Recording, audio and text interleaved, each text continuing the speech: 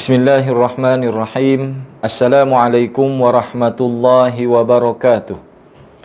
Innal hamdalillah nahmaduhu wa nasta'inuhu wa nastahdihi wa nastaghfiruh wa na'udzu billahi min shururi anfusina wa min sayyiati a'malina. Innahu may yahdihillahu fala mudilla lahu wa may yudlilhu fala hadiya lahu. Ashhadu an la ilaha illallah wahdahu la syarika lahu wa ashhadu anna Muhammadan abduhu wa rasuluh. Allahumma salli wa sallim ala habibina wa syafi'ina wa qudwatina wa dhukhrina sayyidina wa maulana Muhammad wa ala alihi wa ashabihi wa man tabi'ahum bi ihsanin ila yaumiddin. Qala Allah ta'ala fi kitabihil aziz, a'udzu billahi minasy syaithanir rajim. Ihdinas siratal mustaqim. Shadaqallahul azim. Thumma amma ba'du. Tuan-tuan, puan-puan, sidang penonton yang dirahmati Allah, alhamdulillah kita dapat bersama-sama meneruskan lagi program tafsir online kita di Facebook Jabatan Agama Islam Negeri Johor.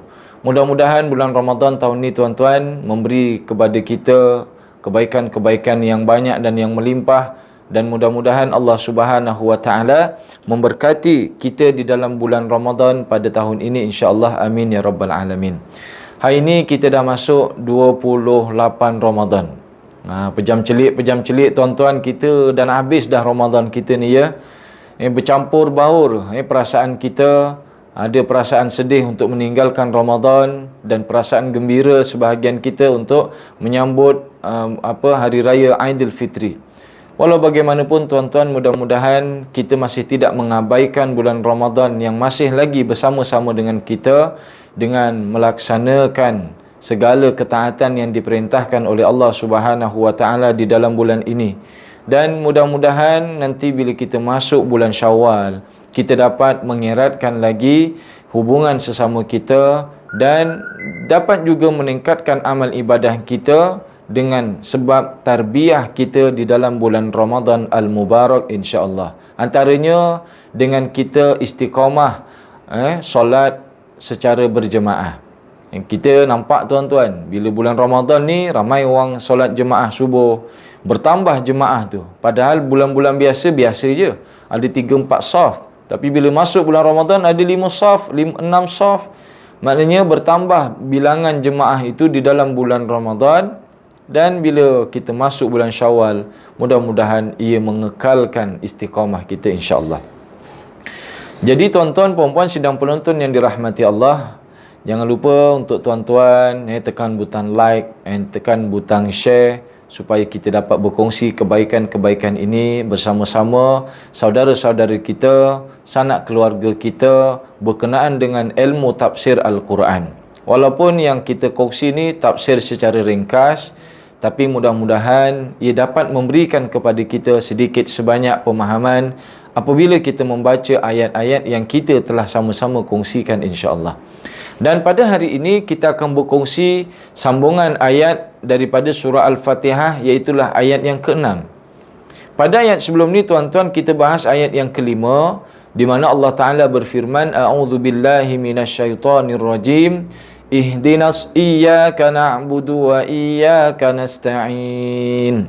Hanya padamu ya Allah kami ibadah, kami sembah, dan hanya padamu ya Allah kami mohon pertolongan. Kami berdoa, kami meminta kepadamu ya Allah. Jadi menurut Imam Ibn Kathir rahimahullahu ta'ala, pada ayat yang kelima ini kita berdoa, kita memuji Allah Subhanahu wa ta'ala, kita menyanjung Allah Subhanahu wa ta'ala. Maka pada ayat yang ke-6 tuan-tuan, Allah mengajarkan kepada kita agar bermohon ataupun berdoa meminta kepadanya setelah kita memuji Allah Subhanahu wa ta'ala. Sebab itu di antara adab kita berdoa ni tuan-tuan, kita perlu memuji Allah terlebih dahulu.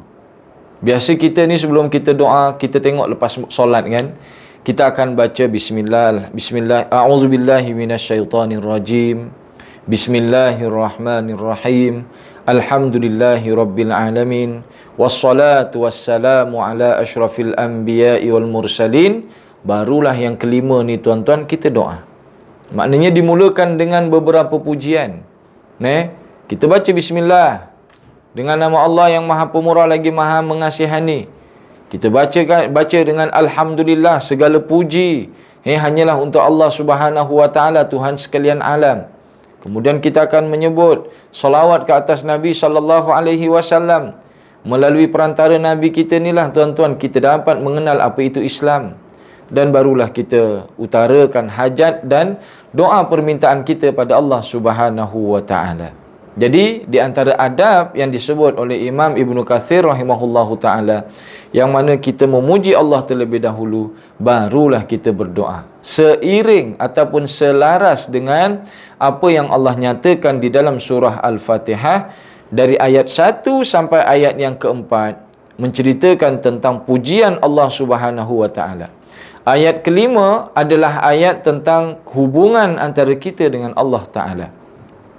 Hubungan penghambaan dan hubungan kita memohon kepada Allah Ta'ala.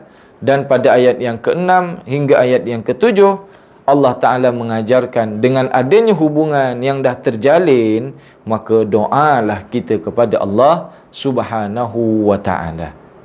Jadi tuan-tuan, apa yang kita minta pada Allah Subhanahu wa taala di dalam ayat ke-6 ini, iaitulah Allah Subhanahu wa taala mengajarkan kepada kita, ihdinas siratal mustaqim.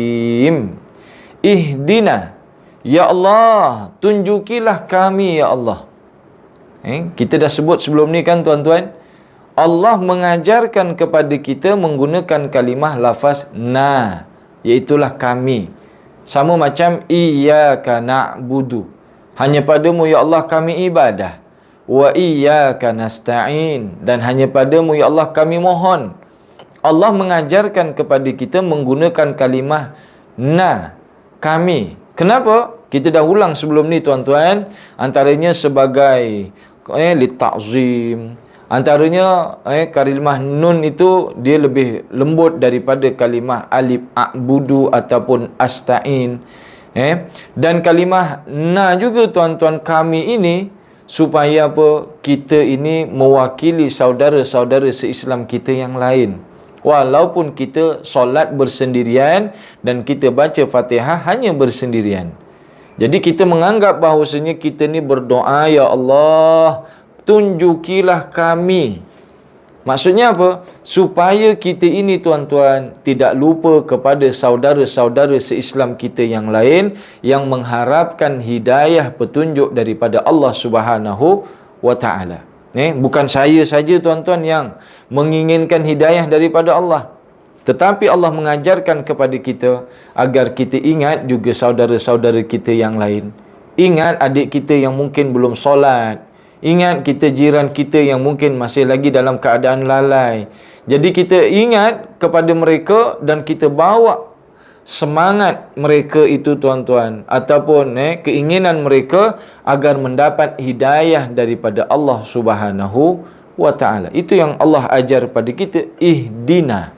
Ya Allah, tunjukilah kami, kurniakanlah hidayah kepada kami. Siratal mustaqim, jalan yang lurus. Jadi tuan-tuan, kalau kita melihat perbahasan para ulama tentang hidayah, hidayah ni tuan-tuan ada 5. Pertama, ada namanya hidayah fitriyah, hidayah semula jadi. Yang kedua, nama hidayah hissiyah, hidayah panca indera. Yang ketiga, hidayah akliyah, petunjuk akal. Yang keempat, hidayah diniyah, hidayah agama. Dan yang kelima, hidayah taufiqiyah. Ni kita biasa dengar yang kelima ni kan. Kita tengok yang pertama tuan-tuan. Hidayah, petunjuk yang kita minta kepada Allah Subhanahu wa taala itu petunjuk jenis yang bagaimana? Ada 5 hidayah ni tuan-tuan. Yang mana satu yang kita minta kepada Allah Subhanahu wa taala agar hidup kita mendapat petunjuk jalan yang lurus. Ya Allah, kurniakanlah kami hidayah yang dapat membimbing kami menuju jalan yang lurus. Hidayah ni 5. Pertama, hidayah fitriyah. Hidayah fitriyah ni membawa maksud hidayah semula jadi. Fitrah. Dan nanti kan kita nak raya kan, selamat hari raya Aidil Fitri. Aid maksudnya kembali, Fitri kepada fitrah. Fitrah kita yang biasa, kembali kepada fitrah biasa. Kebiasaannya siang kita makan, bulan Ramadan kita tak makan. Tapi bila dah masuk Aidil Fitri, kita makan, kembali kepada fitrah. Fitrah tu maksudnya kejadian semula jadi kita. Jadi tuan-tuan, hidayah petunjuk semula jadi ni, yang pertama iaitulah kata para ulama, contohnya petunjuk seseorang yang demam. Hidayah yang pertama ni tuan-tuan, tak belajar pun tak apa, orang akan tahu. Orang gila pun tahu. Contoh, macam badan kita ni panas tuan-tuan. Badan kita ni panas, kita pun letak tangan kita di kepala kita, panas. Dalam akal kita tuan-tuan, bila panas je, orang akan berkata, oh dia sedang demam. Kita tengok ke anak kita, kita tegak, letak tangan kita dekat dahi dia, panaslah, demam ni. Maka itu namanya semula jadi. Semua orang akan tahu tuan-tuan.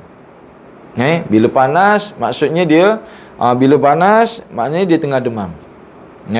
Badan berpeluh, keluar peluh tuan-tuan, kita tahu, ni tengah berpeluh lah ni. Kurang udara. Itu hidayah, petunjuk yang semula jadi. Ataupun baby menangis. Sifat semula jadi kita tuan-tuan, kita nampak baby menangis. Petunjuk yang kita tahu apa dia? Oh, baby ni kalau menangis maknanya dia nak tak banyak benda. Sama ada nak menyusu, ataupun nak tidur, ataupun dia tengah buang air. Tu kan? Kita nampak macam je lah. Saya ada anak kecil tuan-tuan. Kita tengok anak kita nangis. Itu petunjuk tu. Petunjuk apa? Dia nak apa? Tapi yang dia nak tu benda semula jadi. Semula jadi bagi baby. Dia mungkin dia nak susu, ataupun mungkin dia nak dokong. Baby ni tak banyaklah ragam dia. Mungkin sakit perut tak. Tak adalah baby dia nangis. Kenapa? Oh, dia nak KFC. Tak ada. Baby ni petunjuk dia gitu. Mungkin dia nak susu, ataupun mungkin dia nak tidur dan sebagainya. Itu hidayah fitriyah, hidayah semula jadi. Dan hidayah semula jadi ni tuan-tuan, kita boleh dapat walaupun tanpa kita belajar. Semula jadi, fitrah Allah bagi. Yang kedua, hidayah hissiyah, hidayah panca indera. Macam panca indera kita ni tuan-tuan bergerak ni, ini semua hidayah daripada Allah Subhanahu wa taala. Dan hidayah panca indera binatang tuan-tuan lebih cepat sempurna berbanding hidayah panca indera manusia. Sebab apa? Macam kita kan, manusia setelah dilahirkan tuan-tuan, adakah dia boleh berjalan? Tak. Dia tak boleh berjalan. Dia tak boleh terus berjalan, tak boleh terus merangkak, tak boleh terus memegang apa benda, tak. Dia tak macam binatang. Lembu beranak tuan-tuan, anak dia baru keluar daripada perut tu, bila masa dia boleh berdiri? Seketika itu juga. Dia duduk kejap, dia boleh bangun dah. Dia dah boleh jalan. Petang dia dah boleh lari dah. Lembu ke ataupun binatang yang berkaki empat, dia cepat tuan-tuan. Maknanya panca indera binatang ni lebih cepat sempurna berbanding kita. Manusia dia ada proses. Macam baby tuan-tuan, daripada umur berapa bulan, daripada melahirkan sampai 4 bulan, kita tengok dia terlentang gitu. Dah 4 bulan nak masuk 5 bulan, kita dah nampak dia dah mula-mula nak ngiring dah. Dia dah tiarap. Lepas tiarap tuan-tuan, kita dah nampak dia dah mula angkat belakang buntut dia tu. Itu namanya hidayah petunjuk anggota badan. Hissiyah, panca indera. Lepas dia merangkak tuan-tuan, nanti dia cuba nak capai benda-benda kat dinding atau benda, untuk apa dia berdiri. Dan hidayah panca indera ni pun tuan-tuan, dia hampir kepada hidayah semula jadi. Kita nampak benda tu berubah pada anak kita. Kita dah nampak petunjuk tu, petunjuk dia nak berubah bergerak. Adakah hidayah ini yang kita minta pada Allah Ta'ala? Bukan. Ini semula jadi Allah bagi tuan-tuan. Yang ketiga, ni agak besar sedikit. Namanya hidayah aqliyah, hidayah akal.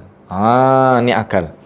Allah beri kita tuan-tuan akal ni untuk membezakan mana baik dengan mana yang tidak baik. Akal ni merupakan petunjuk bagi kehidupan kita. Nabi Adam alaihi salam tuan-tuan, sebelum diturunkan kitab Taurat, kitab Zabur, kitab Injil, kitab Quran, Nabi Adam diturunkan tanpa kitab. Tapi Allah Ta'ala memberikan Nabi Adam alaihi salam akal. Dan memang sebelum diturunkan kitab tuan-tuan kepada Nabi-Nabi yang lain, Nabi Adam Allah Ta'ala kurniakan suhuf ataupun lembaran-lembaran. Tetapi dengan kita menggunakan akal semata-mata sahaja tuan-tuan, kadang-kadang kita boleh bercelaru juga. Kerana apa? Akal kita ni, walaupun dia boleh bezakan mana yang hak, mana yang batil, kadang-kadang akal kita ni dia akan kalah dengan nafsu, dia akan kalah dengan perasaan kita, dia akan kalah dengan pertimbangan. Akal kata, oh ni kena pakai tali pinggang keledar ni. Kita naik kereta kan, akal kata pakai, ini salah ke kita tak buat. Nafsu kata, alah dekat aja. Maka tuan-tuan, itulah boleh jadi berlaku pelbagai lah ya. Jadi sebab itulah tuan-tuan, macam golongan Mu'tazilah, mereka lebih menumpukan kepada akal berbanding wahyu. Kerana itu ada pendapat-pendapat mereka tuan-tuan, mereka menolak sebahagian daripada wahyu ataupun Al-Quran dan mengkedepankan akal mereka. Kerana hujah kaum Mu'tazilah ni tuan-tuan, katanya Nabi Adam Allah turunkan berbekalkan akal, bukan berbekalkan kitab. Ni agak menyeleweng sedikit lah. Tapi akal ni tuan-tuan merupakan petunjuk yang luar biasa. Dan kita berdoa pada Allah mudah-mudahan akal kita ni sihat. Yang keempat, hidayah diniyah, hidayah agama. Dan hidayah agama ni tuan-tuan, dia datang melalui perantara, iaitulah para nabi, para rasul. Dan yang sampai kepada kita ni tuan-tuan, pewaris-pewaris nabi, iaitulah melalui ulama-ulama. Hidayah agama ni kita inginkan tuan-tuan. Kita minta kepada Allah Ta'ala, mudah-mudahan agama kita dibimbing dengan baik, kita diberi kefahaman agama, baik kita punya solat, baik kita punya perilaku, baik kita punya sebagainya tuan-tuan, itu kita minta. Ini namanya hidayah agama. Tetapi tuan-tuan, ada lagi satu hidayah yang besar. Dan hidayah ini hak milik Allah Subhanahu wa Ta'ala. Allah tidak kurniakan kepada para nabi ataupun para rasul, apatah lagi ustaz macam saya ni. Tidak.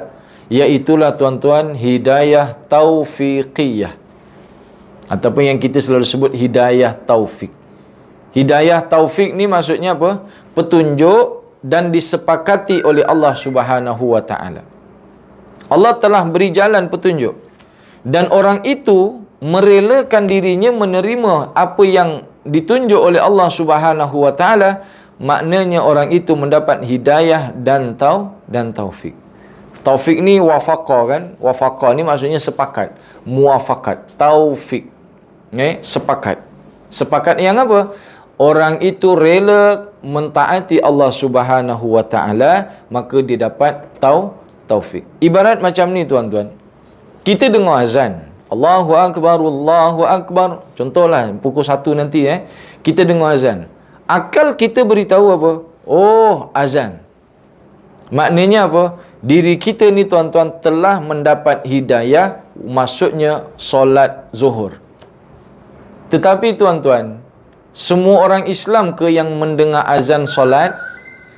Tak. Ada orang Islam yang dengar azan dan dia solat. Maknanya apa? Dia solat tu tuan-tuan, dia merelakan dirinya untuk mengikuti hidayah yang dia dapat itu, maka orang itu dapat hidayah, dan dia kerana dia solat, dia dapat taufik. Sedangkan orang yang sekadar dengar azan tapi dia tak solat tuan-tuan, dia cuma dapat hidayah tapi dia tidak dapat kesepakatan dari Allah. Kerana apa? Dia tidak merelakan dirinya untuk mengikuti hidayah yang dia dengar tadi tu. Boleh faham ni tuan-tuan? Itu perbezaan hidayah dengan taufik. Sebab itu macam Nabi kita SAW, Nabi kita seorang rasul, tetapi ada tak di kalangan keluarga Nabi yang tidak beriman dengan Allah? Ada tuan-tuan. Abu Lahab tidak beriman kepada Nabi. Abu Lahab tahu Nabi itu seorang Rasul, seorang Nabi. Tapi kenapa dia tidak mendapat taufik dari Allah Ta'ala? Kerana dia tidak merelakan dirinya mengikuti hidayah yang Allah Subhanahu Wa Ta'ala utus. Dan taufik ni sebenarnya tuan-tuan memang kurniaan dari Allah Ta'ala. Sebab itu kita mohon di dalam ayat ke-6 ini, ya Allah, kurniakanlah kami hidayah. Dan hidayah yang kita minta iaitulah hidayah taufik, kesepakatan dari Allah Ta'ala. Hidayah taufik ni hadiah dari Allah Ta'ala. Nabi kita, Nabi Muhammad sallallahu alaihi wasallam, bapa saudaranya Abu Lahab tak beriman. Abu Talib tidak beriman kepada Nabi sallallahu alaihi wasallam. Walaupun dia mempertahankan Nabi kita dalam dakwah, dalam penyampaian dakwah, mempertahankan di hadapan tuan-tuan, tetapi beliau tidak beriman kepada Nabi sallallahu alaihi wasallam. Kerana apa? Kerana taufik datang daripada Allah Taala. Sama juga macam kisah Nabi Nuh. Sama juga macam kisah Nabi Lut alaihi wassalam. Nabi Nuh dan Nabi Lut, dua orang tu orang soleh, seorang Nabi. Tetapi isterinya beriman ke tidak kepada Nabi tersebut? Tidak. Kerana apa? Dia, isterinya tidak merelakan dirinya mengikuti hidayah yang ada di depannya. Maka dia tidak mendapat petunjuk ataupun taufik dari Allah Subhanahu wa ta'ala. Sebaliknya, Fir'aun, seorang yang zalim, mengaku sebagai Tuhan. Isterinya pula, iaitulah Siti Asia, beriman kepada Allah Subhanahu wa ta'ala. Loh, kenapa? Kerana tuan-tuan, Siti Asia merelakan dirinya mengikuti hidayah yang datang kepadanya. Sebab itu tuan-tuan, hidayah taufik ni bukan daripada petunjuk manusia ataupun bimbingan manusia, tidak. Dikurniaan daripada Allah Subhanahu wa ta'ala. Ada seorang Nabi, isterinya tidak beriman. Ada seorang Nabi, bapa saudaranya tidak beriman. Ada seorang yang jahat, isterinya pula beriman. Maka ini semua adalah ujian daripada Allah Subhanahu wa ta'ala. Kerana itulah tuan-tuan, di dalam surah Al-Fatihah ayat ke-6 ini, kita berdoa kepada Allah, ya Allah, kurniakanlah saya hidayah taufik. Hidayah petunjuk yang saya dapat dan yang saya dengar ataupun yang saya lihat, dan kesepakatan, kelembutan hati saya untuk mengikuti hidayah yang saya dengar dan yang saya lihat ataupun yang saya baca itu, ya Allah.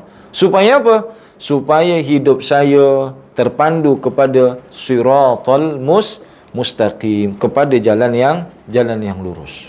Jadi tuan-tuan boleh nampak ni, ni ada 5 hidayah yang kita minta pada Allah ni. Yang kelima, hidayah taufikiyah. Apabila hidayah taufikiyah ni kita dapat tuan-tuan, hati kita ni lunak dalam mengikuti petunjuk-petunjuk yang kita dapat, maka hidayah agama, hidayah akal, panca indera dan semula jadi kita, insya-Allah akan mengikut kepada hidayah taufik, akan dijaga baik oleh Allah Subhanahu wa ta'ala. Tujuan kita mohon hidayah taufik daripada Allah Ta'ala ni untuk apa tuan-tuan? Untuk siratal mustaqim. Ihdinas siratal mustaqim. Ya Allah, bimbingkanlah kami, ya Allah. Tunjukilah kami jalan yang lurus. Supaya dengan hidayah itu, hidup kita ni lurus. Dan hidup lurus ni tuan-tuan, ataupun jalan yang lurus ni, Imam Ibn Kathir mendatangkan pelbagai riwayat. Antaranya tuan-tuan, siratal mustaqim ni iaitulah Al-Quran. Jalan Al-Quran. Yang kedua, ada yang mengatakan iaitulah jalan agama Islam. Bahkan ada yang mengatakan tuan-tuan, ihdinas siratal mustaqim, jalan yang lurus ni iaitulah jalan agar kita istiqamah dalam ibadah. Mustaqim tu kan, ialah dia sama dengan kalimah istiqamah. Mustaqim, istiqamah. Ya Allah, bimbinglah kami dapat hidayah taufik agar kami istiqamah dalam melaksanakan ibadah dan ketaatan. Pun ia juga. Ada ulama berpendapat sedemikian. Jadi yang pertama, jalan yang lurus yang kita mohon kepada Allah Ta'ala, jalan kita mengikuti Al-Quran, mengikuti As-Sunnah, mengikuti ajaran-ajaran yang disampaikan kepada kita. Jalan yang kedua, jalan yang lurus tu maksudnya jalan agama. Jalan ibadah, jalan akhlak kita baik, jalan hubungan kita baik. Ataupun yang ketiga, mustaqim, jalan yang lurus, iaitulah jalan kita dapat istiqamah dalam melaksanakan amal ibadah. Dan yang keempat tuan-tuan, siratal mustaqim membawa maksud titian sirat di akhirat nanti yang akan dilalui oleh semua manusia. Dan ialah penentu sama ada masuk syurga ataupun masuk nerakanya seseorang. Itu yang mungkin tuan-tuan pernah mendengar hadis. Siratal mustaqim ni di akhirat, baginda Nabi bersabda, tuan-tuan, mafhumnya dia ibarat sehelai rambut yang dibelah 7. Sehelai rambut dibelah 7, tuan-tuan. Kemudian tariklah panjang gitu. Ini kalau kita buat bayangan lah, kita bayangkan gitu, tuan-tuan. Daripada tebing padang mahsyar sampailah ke tebing syurga yang perjalanannya menurut beberapa riwayat hampir 500 tahun perjalanan, tuan-tuan. Itu jembatannya hanyalah sehelai rambut yang dibelah 7. Dan nanti kita akan dapat melintas titian syurat bukan kerana kepakaran kita melalui jalan di atas tali. Bukan kerana kita kat dunia ni atlet, boleh jalan atas tali, boleh mengimbang, nanti kat sana kita boleh selamat. Tak. Tapi yang dapat menyelamatkan kita nanti, tuan-tuan, di sana, iaitulah amal ibadah kita. Itu yang disebut oleh Imam Qurtubi, tuan-tuan, di dalam kitabnya, bahkan di dalam tafsir para ulama. Ada orang yang melintas nanti di titian syurat, baru pijak titian syurat, serup sampai sekelip mata. Siapa dia? Itulah orang-orang yang segera dalam melaksanakan amal ibadah. Ada orang yang melintas titian syurat dengan menaiki tunggangan, iaitulah orang yang berkorban, tuan-tuan. Rajin korban, tiap-tiap tahun berkorban. Itu binatang korbannya akan menjadi tunggangannya nanti di akhirat. Ada orang yang berlari, ada orang yang sepantas kilat, ada orang yang berjalan, bahkan ada orang yang bergantungan, bahkan ada yang jatuh ke bawah. Kalau dah jatuh ke bawah, itulah masuk dalam neraka. Yang kita minta sekarang ni, tuan-tuan, ya Allah, kurniakan kami hidayah taufik agar kita selamat melintas titian syurat. Itu kalau kita ambil maksud yang keempat tadi tu. Ya Allah, kurniakanlah kami hidayah taufik agar kita selamat melintas titian syurat. Nak selamat melintas titian syurat, perlu selamat di padang mahsyar. Nak selamat di padang mahsyar, perlu selamat di alam barzah. Nak selamat di alam barzah, perlu selamat di dunia. Perlu perelok amalan kita di dunia. Nak perelok amalan kita di dunia dengan kita mendalami ilmu dan beramal serta taat kita kepada Allah Subhanahu wa taala. Jadi itulah, tuan-tuan, ayat ke-6 yang boleh kita kongsi walaupun secara ringkas. Kita berdoa kepada Allah Ta'ala, ya Allah, kurniakanlah kami hidayah menuju jalan yang lurus, jalan yang dapat menyelamatkan saya di dunia, dapat menyelamatkan saya dengan selamatnya saya di dunia, di alam barzah pun saya selamat, bila di barzah pun selamat, di padang mahsyar selamat, dan di padang mahsyar selamat, moga-moga melintas titian sirat pun selamat. Bila dah lepas titian sirat sana nanti, tuan-tuan, insya-Allah selamatlah kita masuk ke dalam syurga, insya-Allah. Amin ya rabbal alamin. Jadi, tuan-tuan, inilah perkongsian ringkas kita ayat yang ke-6 daripada surah Al-Fatihah. InsyaAllah pada pertemuan akan datang kita akan bahas ayat ke-7 daripada surah Al-Fatihah, di mana pada ayat ke-7, tuan-tuan, Allah Subhanahu wa taala menghuraikan sedikit tentang jalan orang yang boleh kita minta ataupun jalan orang yang boleh membimbing kita. Ayat ke-6 kita doa, ya Allah, tunjukilah kami jalan yang lurus. Jalan untuk mendekatkan diri dengan Quran, jalan boleh mendekatkan jalan agama Islam, jalan yang boleh kita mempelajari istiqamah, dan jalan yang boleh kita selamat di titian syurat. Tapi petunjuk yang datang pada kita tu bentuk bagaimana? Maka pada ayat ke-7, tuan-tuan, Allah jawab, jalan yang boleh membimbing kita iaitulah dengan jalan siratal ladzina an'amta alaihim, jalan orang-orang yang kamu kurniakan nikmat ke atas mereka. Siapakah orang-orang yang Allah kurniakan nikmat ke atas mereka, yang boleh kita ikut jalan mereka agar kita selamat dunia akhirat? InsyaAllah kita akan bahas pada pertemuan akan datang. Wallahu a'lam bissawab. Mudah-mudahan, tuan-tuan, memberi manfaat untuk diri saya, untuk tuan-tuan puan-puan, dan mudah-mudahan kita diberi keselamatan kita di dalam bulan Ramadan Al-Mubarak ini, dan mudah-mudahan Allah Subhanahu wa taala mengampuni segala dosa-dosa kita insya-Allah. Amin ya rabbal alamin. Allahumma innaka afuwun tuhibbul afwa fa'fu anna. Allahumma innaka afuwun tuhibbul afwa fa'fu anna. Allahumma innaka afuwun tuhibbul afwa fa'fu anna ya karim. Sekadar itu tuan-tuan, insya-Allah kita jumpa lagi. Selamat berhari raya. Maaf zahir dan batin, saya selaku wakil daripada jabatan pejabat Qadi Daerah Kota Tinggi memohon ampun dan maaf sekiranya ada tersalah silap daripada kami dalam melayani tuan-tuan puan-puan, ada terkasar bahasa dalam saya menyampaikan program tafsir online ini.